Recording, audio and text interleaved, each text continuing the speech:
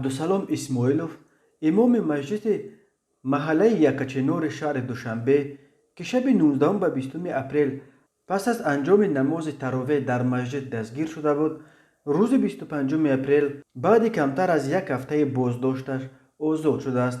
در این باره روز 26 اپریل برادر او قدرالدین اسماعیلوف به رادیوی آزادی خبر داده گفته است که اسدالله اسماعیلوف حالا در خانه‌اش قرار دارد و او به دیداربینیش رفته بود. اما تلاش‌های رادیوی آزادی برای تماس با خود امام مسجد یکچنار نتیجه نداده است. نزدیکانش گفتند که او با خود تلفن موبیلی ندارد. اسدالله اسماعیلوف دومین امام مسجد بود که بعد شرکت در مراسم دفن دامولای حکمت‌الله تاجک آبادی دستگیر شدند. شام 19 اپریل تقریبا همزمان با اسدالله اسماعیلوف مقامات امنیتی عبدالحق عابدوف سرخطیب مسجد مرکزی نویه شامنصور را هم دستگیر کردند. مقامات گفتند عبدالحق عابدوف و 5 نفر دیگر دستگیر شده با جریان ممنوع مذهبی سلفیه علاقه داشتند.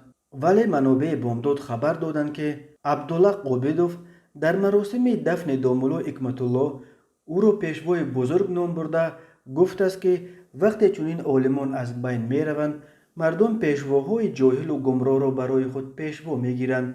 به گفته منابع بامداد مقامات در این سخنان اشاره به پرزیدنت تاجیکستان امام علی رحمان دیدند که سال 2016 صاحب عنوان پیشوای ملت شده بود.